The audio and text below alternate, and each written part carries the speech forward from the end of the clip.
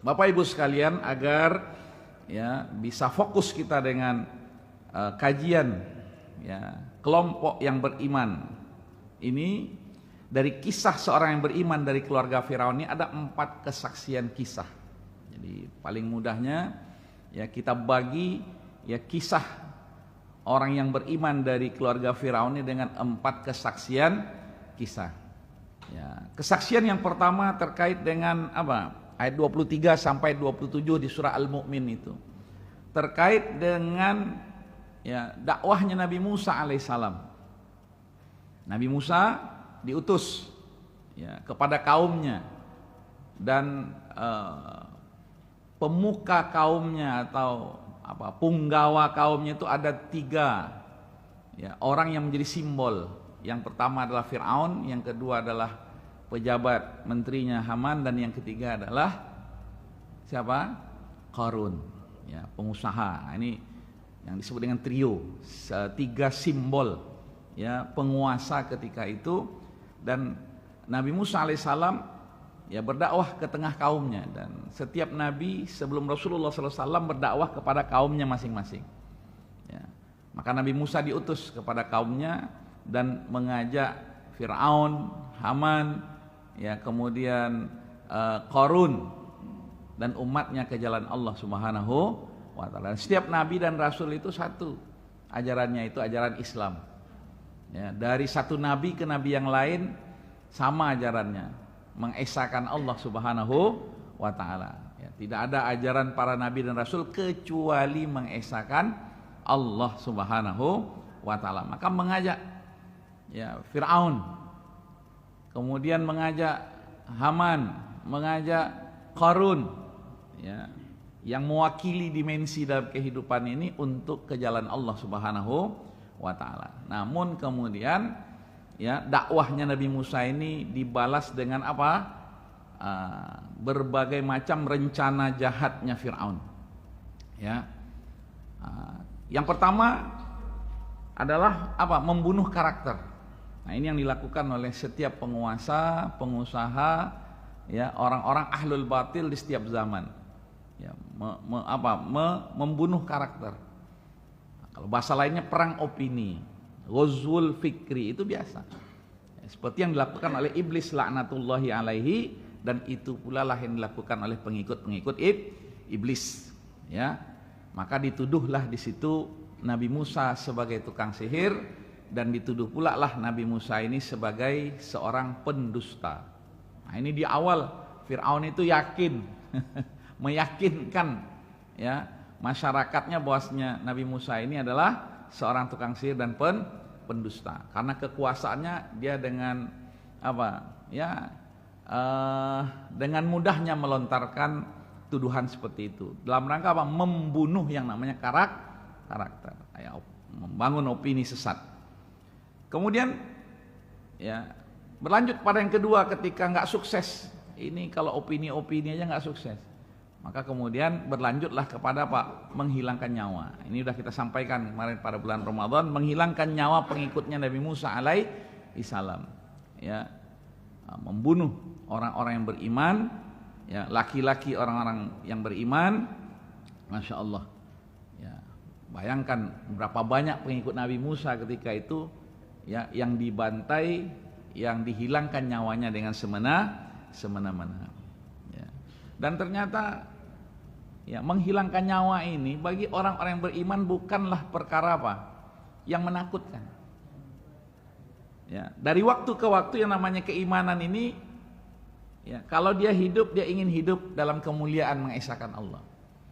Dan kalau Allah takdirkan ya kematian bagi dirinya, maka itu adalah kemuliaan juga dari Allah. Jadi bagi kita ini ya mendapatkan musibah. Kalau mati itu musibah apa?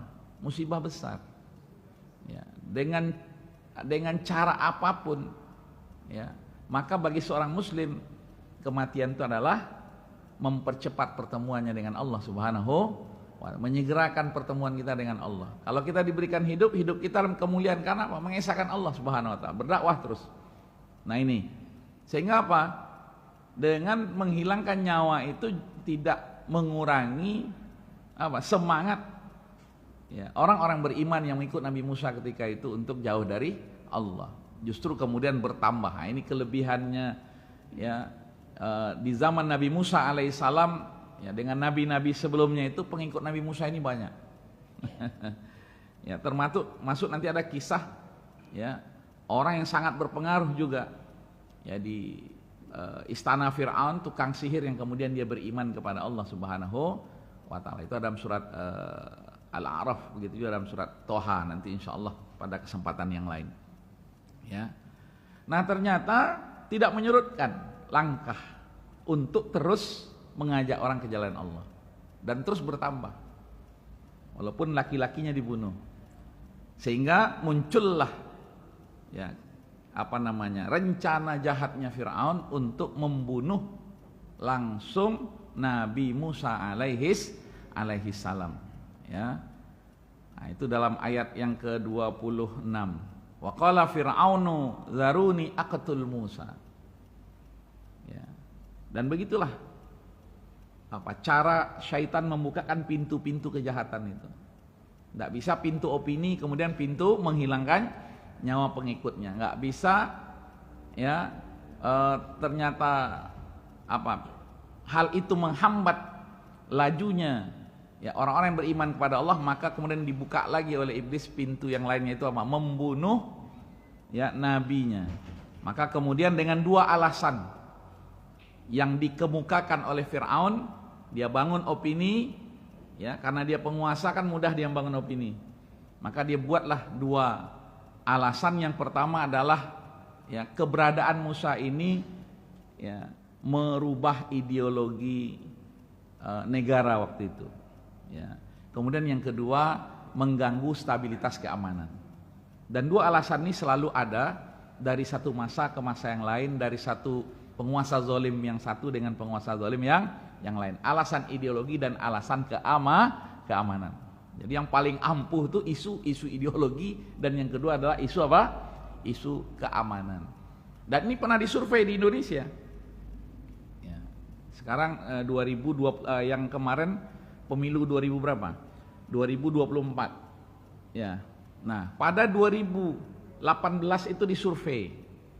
Ya, alasan apa yang paling dominan? Ya kan? Di tengah masyarakat Indonesia ini, isu apa yang paling sensi yang paling sensitif? Dan salah satunya dilakukan oleh Litbang Kementerian Agama. Apa hasilnya, Pak? 48%. Ya, 48% dari isu yang sensi yang menarik adalah isu ideologi. Makanya alhamdulillah dengan izin Allah ya, ada isu sekularisme udah redup. Ada isu liberalisme ya, dan diduga ya, salah satu menteri kita ini ya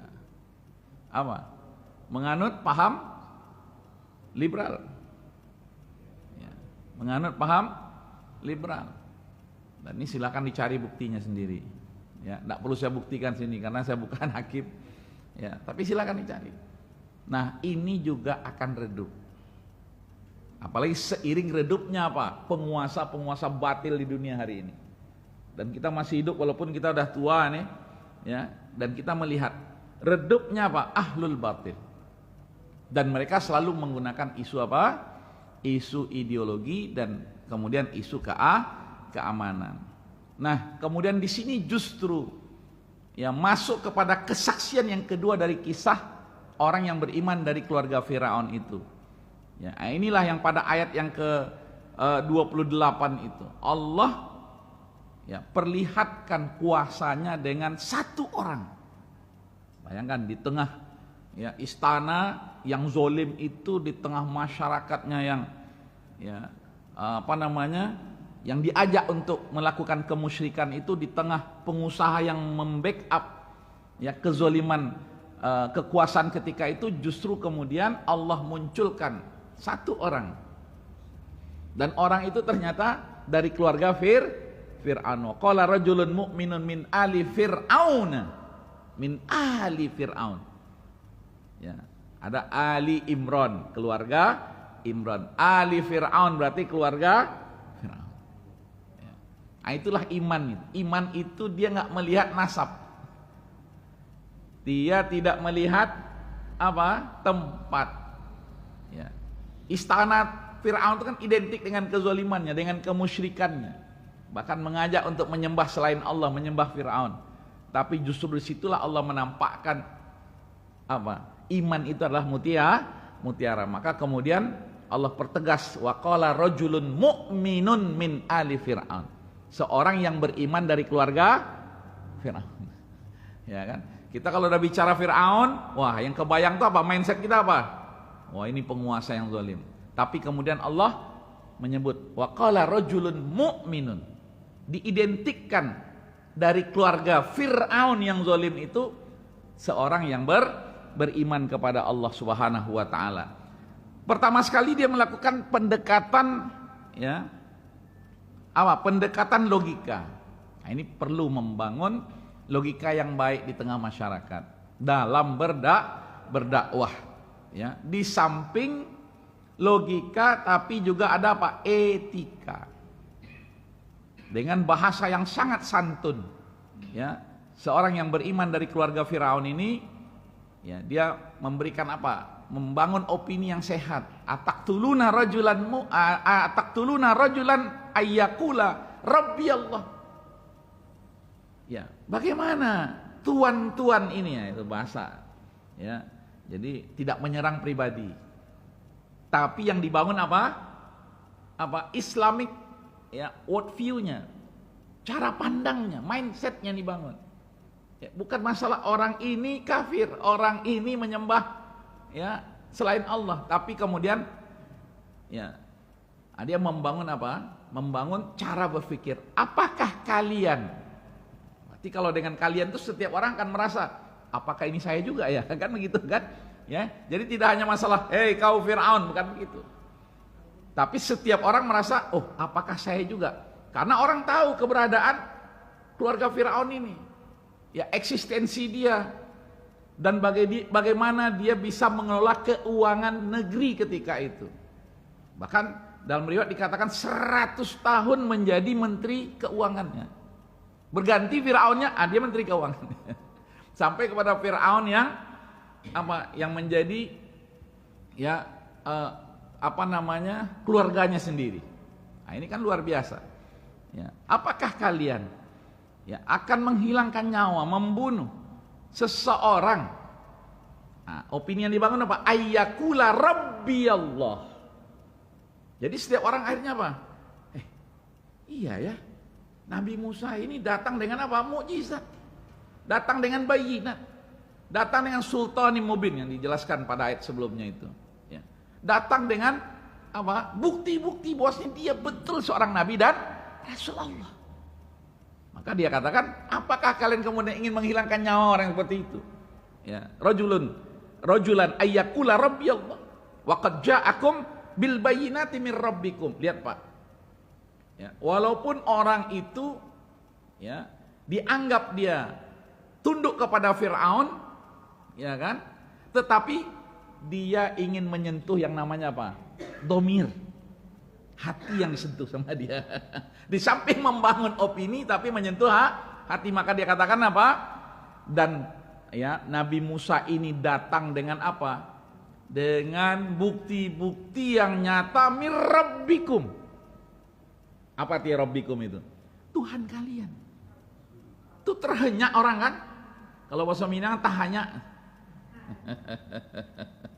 Numpang tahanya, bukan numpang tanya, numpang tanya. Ya kan? Iya. Itu kalau yang berbicara ini orang yang apa? Beriman dari hatinya itu sampai ke hati. Maka dakwah ini ya, tidak menyentuh dia pemimpin yang pucuk pimpinannya, akan menyentuh orang-orang yang sekitar pemimpin. Kalau kemudian orang menggunakan hatinya, maka kemudian bahasanya penting. Maka ada namanya fitrah bahasa. Fitrah bahasa itu harus dipilih. Ya, bahasa-bahasa yang bisa mengenai hati seseorang. Mir rabbikum. Ya, maka kemudian dia katakan apa? Wa qad ja'akum bil bayyinati mir rabbikum. Ya, dengan ya bukti-bukti yang jelas. Nah, terlebih sudah banyak orang yang beriman. Dan yang beriman itu tidak hanya masyarakat biasa, tapi apa? Orang-orang yang berpengaruh di sekitar Fir'aun. Padahal udah begitu ya zolimnya Fir'aun itu, tapi ternyata banyak juga orang yang beriman ya dari punggawa-punggawanya Fir'aun, masya Allah. Kemudian dia katakan wa iyyaku kadziban fa alaihi kadzibuh. Ini ada dua hal yang ingin dia sampaikan. Yang pertama terkait dengan tuduhan dia seorang pendusta. Ya. Tapi di sisi yang lain dia ingin menjelaskan ya, kebalikan dari dusta itu apa? Jujur. Maka dia sampaikan dulu terkait dengan dusta. Artinya kalau dia dianggap seorang pendusta, maka kemudian dia jawab. Apa dia katakan? Wa iyyakun kadziban fa alaihi kadzibuh. Kalaulah ya Nabi Musa ini adalah seorang pendusta, maka yang berlaku di tengah manusia di mana saja dan kapan saja, dusta itu akan kembali kepada pelakunya, lambat ataupun cepat. Betul Pak? Ya. Ini baduto, tangguangnya surang, kan gitu kalau kita dengar. Ya, maka disebut sama dia. Kalau dia betul-betul pendusta, ya. Bahasa lainnya seperti yang disampaikan oleh Fir'aun, ya, sahirun kadzab, seorang tukang sihir dan seorang pendusta. Kalau dia betul pendusta, maka dia akan menanggung akibat dari kedustaan.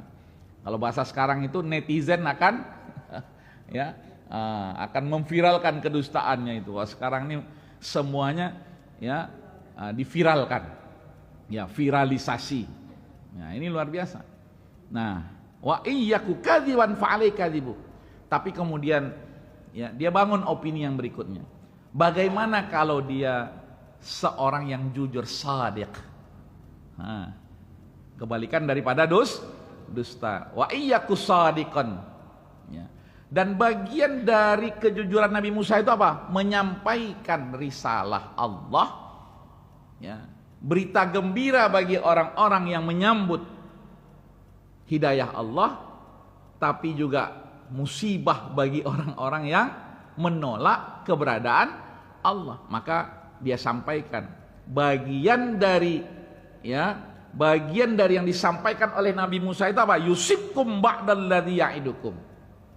Ada ancaman Allah. Nah, dia katakan ya, kalau kemudian bagian dari ancaman Allah itu ya, datang kembali kepada kita, ya, ya'idukum. Kira-kira siap nggak? Dan itu kan opini masyarakat ketika itu sudah ya terbayang trauma mereka ketika ada masa-masa paceklik dulu. Kemudian dengan izin Allah, ya, doa Nabi Musa ya diterima oleh Allah sehingga hilang paceklik itu. Kemudian wabah ketika itu kan, wabah kutu, wabah kodok dan wabah belalang yang jumlahnya banyak itu, sehingga kemudian ya Fir'aun sendiri yang minta datang kepada Nabi Musa dan dia berjanji dia akan beriman kalau wabah ini dihilangkan. Tapi ternyata, dan itu ya, dalam benak masyarakat kan masih terngiang-ngiang ya, trauma bagaimana ketika wabah itu melanda mereka. Maka kemudian dia ingatkan bagian dari kebenaran risalah Musa itu ada ancaman Allah Subhanahu wa taala. Ya, ingat itu, seolah-olah begitu. Ya, maka kemudian dia pertegas dengan statement apa? Innallaha la yahdi man huwa musrifun kadzdzab. Ya. Kalau kita menolak keberadaan Allah itu adalah apa? Musrif. Musrif itu artinya apa? Melampaui batas. Jadi orang yang enggak beriman, menolak keberadaan Allah, menolak keberadaan Nabi, bahkan menuduh Nabi, bahkan mengancam ingin bunuh Nabi, itu sama dengan orang yang melampaui batas. Dan itu terjadi sepanjang masa, dari satu waktu ke waktu yang lain, dari zaman Nabi satu ke Nabi berikutnya sampai kepada umat ini. Ya, kalau dulu malah kata Rasulullah SAW ada yang kemudian dibelah kepalanya itu kan, di zaman dulu itu. Dan itu juga yang dialami oleh ya saudara-saudara kita, penderitaan yang luar biasa di berbagai negeri, termasuk di negeri-negeri yang sekarang ini bertikai satu dengan yang lainnya, musrif. Ya, begitu juga mereka mengatakan tentang ketuhanannya Fir'aun. Nah, itu kan adalah kedustaan. Ya. Nah, di sisi yang lain, ya, dalam kesaksian kisah yang kedua ini terkait dengan munculnya seorang yang beriman ini, dia juga memakai pendekatan tadi membangun opini. Yang kedua memakai pendekatan apa? Pendekatan realita. Kan ada orang nih maunya yang realistis. Ya. Oh, kalau dia ambo kalau emang pikir aku agak payah sekete. Maklum apanya antenanya pendek misalnya begitu kan. Maka kemudian ya dia juga memakai pendekatan yang namanya pendekatan apa? Realita. Ya, realita hari ini. Kenyataan hari ini. Maka dia katakan ya qaumi lakumul mulkul yaum zahirina fil ard. Ya. Coba kita lihat kondisi kita hari ini. Bagaimana kita hari ini? Kita udah lebih baik dari hari-hari yang telah berlalu pada masa paceklik, pada masa kemudian wabah menyerang kita itu. Nah, jadi orang kalau udah dibandingkan kenyataan hari ininya dengan masa sulitnya, maka dia akan merasakan, oh iya ya. Nah, ini cara cara menyentuh hati seseorang sehingga apa? Dengan pendekatan realita ini orang kemudian kembali ke jalan Allah Subhanahu wa taala. Kemudian ya dia katakan famayan suruna mim ba'sillah. Coba kalau kondisi kita hari ini berubah kembali seperti yang kita alami ya pada masa lalu atau mungkin lebih dahsyat dari itu. Ya. Kemudian dia sentuh iman orang itu. Yang namanya fitrah itu di atas keimanan. Dia sentuh keimanan mereka itu. Apa katanya? Ya, famayyan surna mim ba'sillah idza'ana. Kalaulah kemudian ya datang sesuatu yang enggak kita inginkan, terjadi lagi musibah. Musibah itu bisa enggak terjadi berulang? Musibah yang sama bisa diulang lagi enggak? Bisa. Ya. Yang berubah itu apa? Orangnya. Ya, yang lama sudah ya meninggal, sudah mati. Ya berubah orang yang baru, tapi musibahnya bisa saja. Maka ada istilah tsunami berkaitan dengan air yang kemudian begini. Ya, gempa, namanya gempa. Yang berbeda tuh apa? Korbannya. Yang berbeda tuh tempatnya. Begitu juga. Diingatkan oleh orang yang beriman ini tentang apa? Tentang musibah, ujian ya yang akan melanda mereka kalau mereka ini tidak kembali ke jalan Allah Subhanahu wa taala. Nah, ini. Nah, Bapak dan Ibu sekalian, ya, dengan dua pendekatan, yang pertama pendekatan opini, membangun mindset. Yang kedua pendekatan realita. Lihat hari ini kita sudah lebih baik dari masa-masa lalu kita. Apakah kemudian ini membuat senang orang yang membela kebatilan? Apalagi dia penguasa. Dia punya apa? Target. Jadi Fir'aun itu bukan sekedar dia ingin menjadi raja, dia punya target. Ya, maka kemudian pasti seorang penguasa akan mempertahankan visi misi yang dia bangun, target yang dia inginkan. Bagaimana targetnya capai? Maka semua halangan itu harus dimusnahkan. Maka kemudian Fir'aun mengatakan apa? Qala fir'aunu ma urikum illa ma ara. Nah itu. Ya, itu memang biasa terjadi. Ya, orang dengan kekuasaannya, dengan pengaruhnya, ya atau mungkin dengan hartanya. Kan ada pengaruh kekuasaan, ada pengaruh harta. Apalagi dia punya kekuasaan dan punya harta. Lengkaplah itu. Ya, maka kemudian Firaun mengatakan apa? Ya, ma urikum illa ma ara. Tidak ada itu. Ya, yang dibilang oleh ya menteri saya itu, walaupun ya menteri ini ya terbukti kesolihannya, maka Firaun tetap mengatakan apa? Ma urikum illa ma ara. Apa yang aku kan gitu kan? Apa yang aku katakan itulah yang harus diikuti. Jadi orang ini kalau udah jauh dia dari hidayah Allah tuh ya pasti akan mencari 1001 alasan untuk membenarkan kezolimannya. Betul Pak? Ya, itulah yang terjadi di setiap waktu. Ya, jadi memang antara ahlul hak dengan ahlul batil ini terus, ya, dan tidak ada namanya apa kompromi, apalagi kalau kaum liberal itu mengatakan apa, toleransi, ya, antara ahlul hak dengan ahlul batil. Apalagi ketika ahlul hak ini nampak ya apa namanya kekuatannya. Ya, seperti ya pada masa Rasulullah SAW ketika kekuatan kaum muslimin ini, ya itu Fatu Mekah itu contoh, ya Fatu Mekah itu masya Allah, ya kan, sampai akhirnya apa? Yang tadi dikhawatirkan terjadi peperangan dengan izin Allah tidak terjadi peperangan karena apa? Musuh itu, ya sudah gentar duluan dengan kekuatan kaum muslimin, selain kekuatan imannya tapi juga apa? Kekuatan secara fisiknya. Ini nggak mungkin menghadapi mereka sementara kita dalam keadaan lemah. Disitulah kemudian terjadi apa namanya perdamaian, ya, tapi kalau orang-orang kafir nih dia berkuasa dan orang-orang mukmin ini tertindas dan lemah, dihajar terus, ya.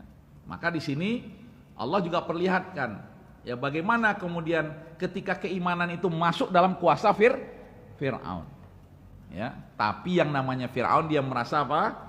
Dia masih berkuasa, maka dia katakan apa yang aku, nah, kan itu kan, ya apa yang aku anggap benar maka itulah yang harus diikuti. Bahkan kemudian dia katakan, ya wama ahdikum illa sabilar rasyad.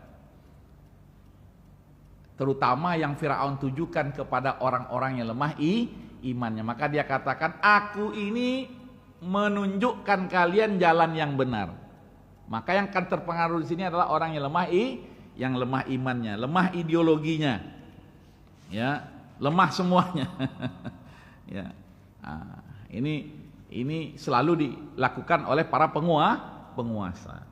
Ya, maka terbuailah orang yang terbuai karena lemah imannya, lemah cara berpikirnya, seolah-olah yang disampaikan Firaun itu yang benar. Apalagi pendekatannya nanti setelah ini kita lihat. Pendekatan Firaun itu tidak hanya pendekatan apa? Pendekatan retorika. Ya, tapi melakukan apa? Yang berkaitan dengan fisik. Ya. Fisik di sini ya, kita lihat nanti di ayat yang keberapa itu. Ya. Ayat yang ke-36 itu Pak dan Ibu sekalian. Dengan ayat ke-30 ya, 7 itu. Ini harus dilawan ya opini yang dibangun ya oleh saudara saya ini, keluarga saya ini ya yang sudah mulai memihak kepada Nabi Musa ini dengan apa? Bentuk nyata. Maka dia minta kepada menterinya untuk membangun apa? Bangunan. Ya, fisik. Ya, orang kalau udah terlihat fisik, wah ini sarananya udah bagus, ini pemimpin kita bagus kan begitu kan. Nah itu pula yang dilakukan oleh Fir'aun. Jadi ya apa namanya, ketika dilakukan pendekatan ya tentang bagaimana hari ini dan dibandingkan dengan masa lalu, ya kemudian Fir'aun tetap kekeh dengan pendapatnya. Maka seorang da'i ilallah, seorang yang beriman yang dia memperjuangkan ya seorang nabi Allah yang sudah di ujung tanduk ini, dia tidak apa? Kehabisan bekal. Kemudian dia melakukan pendekatan apa ini? Pendekatan masa lalu. Nah, ini penting juga Pak dan Ibu sekalian ya, mengingatkan orang tentang bagaimana kuasa Allah kepada kaum-kaum di masa lalu yang telah dimusnahkan oleh Allah. Maka kemudian ya dia katakan ya qaumi inni akhafu alaikum. Nah, ini kekhawatiran seorang dai, seorang yang beriman itu dengan kaumnya. Ya. Maka dalam doa-doa kita ini kan selalu kita berdoa, ya Allah, selamatkan jamaah kami ini, orang-orang yang beriman di tengah umat ini, jauhkan mereka dari kemaksiatan, terutama setelah Idul Fitri ini. Ya, yang paling berat hari ini nih maksiat apa Pak, Bu? Maksiat perut. Ya kan, salero kan, ya. Makanya ada puasa Syawal itu dalam rangka apa? Jangan sampai kita lupa bagaimana ya puasa Ramadan itu mesti membekas dalam diri kita. Maka kemudian ada puasa sunnah. Ya, maka kemudian dia melakukan pendekatan yang terkait dengan apa? Kaum-kaum yang dimusnahkan oleh Allah. Maka dia katakan wa qala alladzi amana ya qaumi inni akhafu alaikum misla yaumil ahzab. Tengok itu.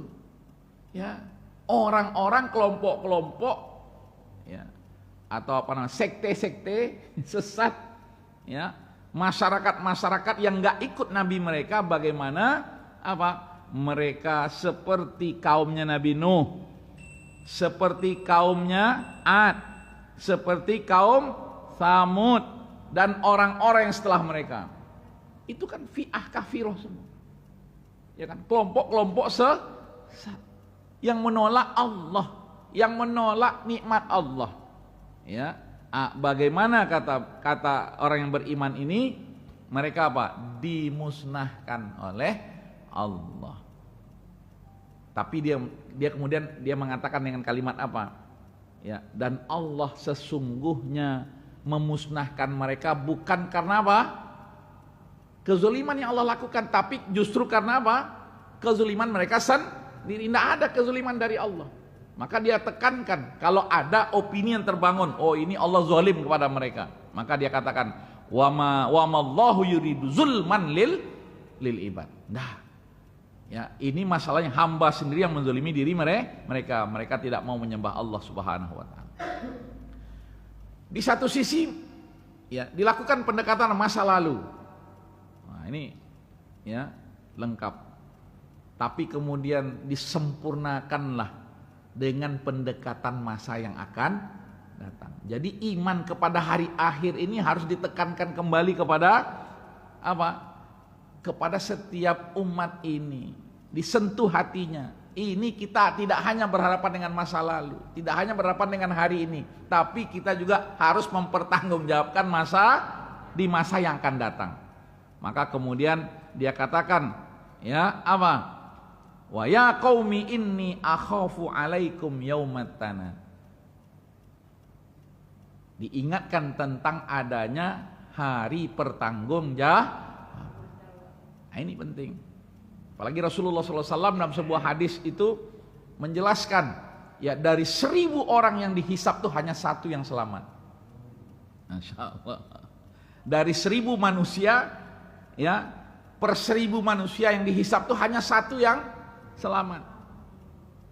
Sehingga sahabat ketika itu menundukkan wajah mereka, ya sambil muhasabah diri. Kemudian satu orang dari mereka memberanikan bertanya kepada Rasulullah sallallahu alaihi wasallam, "Ya Rasulullah, apakah kami ini termasuk enggak dari satu orang yang beriman itu?" Masya Allah.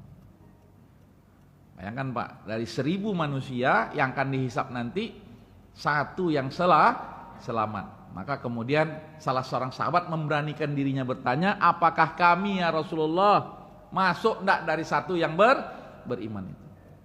Dan ternyata kebanyakan dari yang tidak beriman itu adalah kelompoknya Ya'juj dan Ma'juj. Masya Allah. Ini ya dalam sebuah hadis Rasulullah sallallahu alaihi wasallam. Maka diingatkan tentang adanya hari akhirat. Dan salah satu pintu iblis itu adalah melupakan kita dengan akhirat. Ya. Tsumma la'atiyannahum mim baini aidihim. Nah, itu artinya apa? Lupa akhirat. Ya. Maka diingatkan tentang akhirat. Ya. Orang saling manggil satu dengan yang lainnya. Ya, minta tolong, dan tidak ada pertolongan ketika itu di hari kiamat kecuali pertolongan Allah Subhanahu wa taala. Maka perlu diingatkan tentang hari kiamat. Bahkan Bapak Ibu sekalian yang dirahmati oleh Allah, coba ya dalam banyak ya hadis-hadis Rasulullah sallallahu alaihi wasallam mengingatkan kita tentang apa? Tentang suatu akhlak, tapi kemudian dikaitkan dengan keimanan. Iman kepada Allah dan iman kepada hari akhirat. Padahal dia terkait dengan apa? Masalah bicara yang baik atau diam. Bicara soal tetangga. Coba. Ya. Apa hubungannya antara apa? Hidup bertetangga dengan iman kepada Allah dan hari akhirat. Saking pentingnya. Ya. Amal perbuatan ini diminta pertanggungjawaban nanti di akhirat. Maka apa kata Rasulullah? Barang siapa yang beriman kepada Allah dan hari akhirat, hendaklah dia memuliakan tetangga. Nah, itu masih mending. Kita masih banyak kenal tetangga kita. Bagaimana dengan orang nggak kita kenal? Dia datang ya menjumpai kita, berarti kan tamu kita kan. Tamu yang nggak diundang, nggak kenal kita. Dikaitkan lagi oleh Rasulullah SAW iman kepada Allah dan hari akhirat. Ya, barang siapa yang beriman kepada Allah dan hari akhirat, hendaklah dia memuliakan Hari ini kita dibuat takut dengan orang datang ke rumah siapa kok. Ya, jangan-jangan mereka siapkan CCTV dan lain sebagainya. Ini Pak, perlu pendekatan, namanya pendekatan masa depan tentang apa? Tentang akhirat. Nah, inilah ya upaya seseorang yang beriman ya. Dari keluarga Firaun, dia memiliki posisi yang strategis di kerajaan Firaun, mengajak orang ke jalan Allah Subhanahu wa taala. Nah, ini kesaksian yang kedua. Ya. Bahkan secara khusus ini ya di kesaksian yang kedua ini diingatkan juga mereka tentang apa? Tentang Nabi Yusuf. Kisah Nabi Yusuf. Ya, bagaimana ya ketika Nabi Yusuf diutus sebelum Nabi Musa itu ya, ada yang meragukan juga kenabiannya Nabi Yusuf alaihissalam. Nah, padahal Nabi Yusuf itu kan ya dari keturunannya Bani Israel juga kan. Nah, diingatkan ya mereka tentang kisah Nabi Yusuf. Ya, sempat ya mereka meragukan kenabian Nabi Yusuf alaihissalam. Nah, ini diingatkan mereka tentang suatu peristiwa. Kita ini kalau diingatkan dengan peristiwa itu khusus, itu mudah-mudahan dia kembali ke jalan Allah kan gitu kan. Ingat Pak, waktu itu nyawa Pak itu lah dijual tanduk. Nah, kalau bukan Allah yang nolong itu tidak ada lagi. Nah, perlu diingatkan dengan peristiwa-peristiwa khusus. Ya, nah ini kesaksian yang kedua. Ya, dari kesaksian kisah orang yang beriman dari keluarga Fir'aun. Tapi apa yang terjadi? Orang kalau sudah dasarnya ingkar, ya, jadi hidayah itu bagi mereka memang nggak penting. Ya, orang kalau sudah cinta dunia itu melekat dalam dirinya, maka bagi dia hidayah itu tidak penting. Maka Fir'aun ini ya identiklah dengan kesombongannya. Maka di kesaksian kisah yang ketiga inilah bagaimana Fir'aun melawan ya apa namanya itu ya melawanlah ya opini ya orang yang beriman ini dengan pendekatan materi. Selalu begitu ya, dari satu masa ke masa yang berikutnya biasanya untuk apa menjauhkan orang dari pengaruh orang-orang beriman ini biasanya memakai pendekatan materi. Angnia bara. Itu kan. Oh, ternyata 1M enggak mempan. Kasih 100M. 100M enggak mempan. Kasih 1T. Nah, saya enggak bisa disogok lah dengan 1T. Begitu dikasih 100T poning. Nah, itulah. Ya. Selalu begitu. Dari satu waktu ke waktu yang lain itu biasanya orang-orang yang menolak hidayah ini melakukan pendekatan karena nggak ada Pak dan Ibu sekalian yang bisa berdampak ya kecuali dengan pendekatan materi. Ya, termasuk saya ini. Alah, kalau Ustaz Misra ini mah 1M selesai nih. Rupanya nggak selesai karena apa? 100M rupanya. Oh, iman kita ternyata hanya sampai 100M saja. Ya, iman seseorang. Nah, makanya Fir'aun itu memakai pendekatan apa? Materi. Ya, mungkin saja Fir'aun, udahlah, dia biarlah. Ya, dia kekeh dengan imannya walaupun dia masih dari keluarga saya. Tapi saya tidak boleh ya, lengah dengan orang-orang yang lemah imannya. Maka kemudian Fir'aun meminta kepada menterinya membangun bangunan pendekatan materi ya. Nah, Ini biasa dilakukan oleh orang-orang yang durhaka kepada Allah Subhanahu wa taala. Ini ya kesaksian yang ketiga dari kisah orang yang beriman ini, penguasa yang zalim selalu memakai pendekatan materi. Maka dia minta kepada Haman, "Tolong Haman, bangunkan aku bangunan yang tinggi." Ya. Dan pelecehan yang luar biasa yang dilakukan oleh Firaun apa ketika itu? Biar ketika dah bangun bangunan yang tinggi, sekarang kalau bangunan yang tinggi di dunia ini apa? Burj Khalifah. Sekarang saya tanya Bapak Ibu, Saudi buat pula enggak? Buat dengan visi 2030-nya. Ya. Saudi dengan 2 visi 2030. Sekarang nggak ada cerita lagi tuh visi-visi itu. Ya. Dan saya enggak melihat kecuali Indonesia yang punya visi 2045. Di dunia ini tidak ada yang visinya lebih lagi dari 2045. Ada nggak punya visi 2050? Sepertinya hati kecil manusia tahu kiamat itu sebentar lagi. Coba Pak, nanti kita diskusi. Coba cari ya di Google atau informasi. Oh Ustadz, ada negara ini ada visi 2060 misalnya. Nanti kita diskusikan. Kalau ada, ya kayaknya Indonesia yang paling 2045, Indonesia emas, hari kiamat. Nah ini menarik nih Pak. Ini Mas, apalagi hari-hari ini udah nggak kepikir lagi tuh Saudi itu mau melanjutkan visi 2030-nya itu. Ya. Nah ini, makanya ada hikmah di balik konflik. Ya, Iran dengan AI ini, Arab Israel. Ini nyata nih Pak. Dan kita bisa menganalisa tidak dengan mudah. Ya, bagaimana negara-negara Teluk itu memakai pendekatan materi. Dan banyak ulama-ulama yang mengatakan, ya, yang menjelaskan hadis Rasulullah SAW, ya, kata Rasulullah dari tanda-tanda kiamat itu, yang hadis tentang iman, Islam, ihsan dan tanda-tanda kiamat itu kan ada kan? Apa kata Rasulullah SAW? Ya, antaral hufatal urata. Ya. Orang yang nggak punya alas kaki. Kemudian orang yang yang membangun bangunan yatatawaluna fil bunyan. Dan nampak sekarang ini mereka, cuman belum sampai kepada Firaun aja, karena Firaun mengatakan, ya, setelah engkau bangun wahai Haman bangunan yang tinggi itu, aku akan melihat Tuhannya Musa. Masya Allah. Itu penghinaan. Betul-betul penghinaan. Ya. Dapat bangunan yang tinggi, mana Tuhannya Musa itu? Ya, maka dia katakan di sini, ya, aku akan melihat Tuhannya Musa.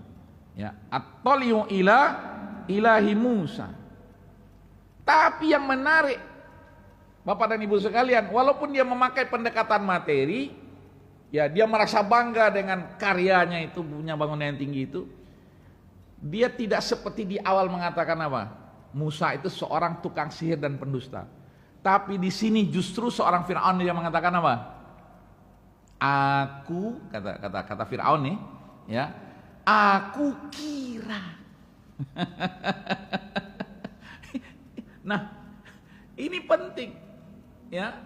Ketika Firaun mengatakan aku kira Musa ini seorang artinya orang itu sudah melemah keyakinannya, ya. Walaupun dia memiliki kekuasaan untuk membuat melakukan pendekatan materi, tapi dia katakan aku kira, ya, azunnuhu, ya, la azunnuhu.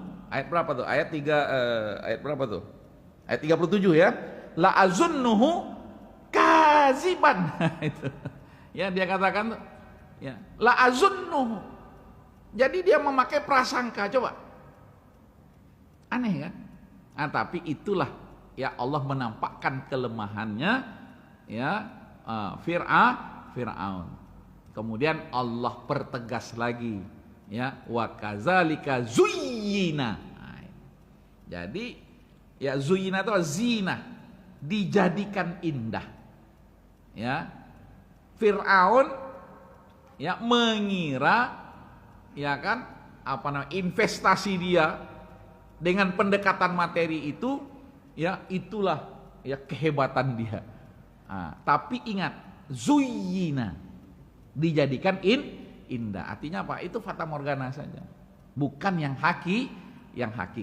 Ya, nah inilah cara Allah menguatkan orang-orang yang beriman.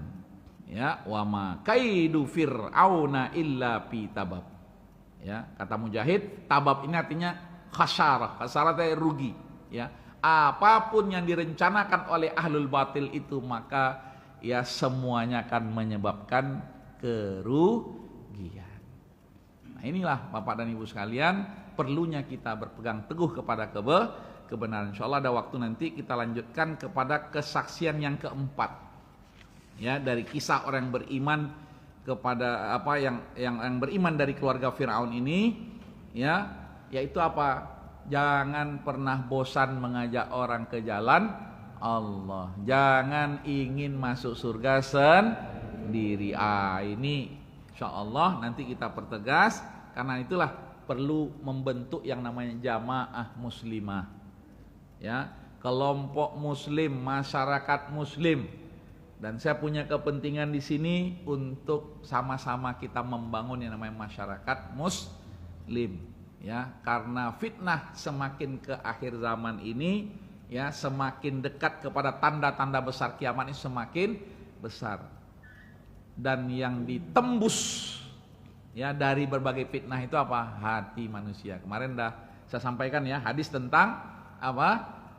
Ternyata, ya, seberat apapun dan sebanyak apapun fitnah itu, ya, sesungguhnya yang paling utama adalah apa? Kata Rasulullah SAW, ya, dibentangkan fitnah itu kepada hati-hati setiap manusia. Maka kesaksian yang keempat dari kisah ini, bagaimana membangun yang namanya soliditas berjamaah.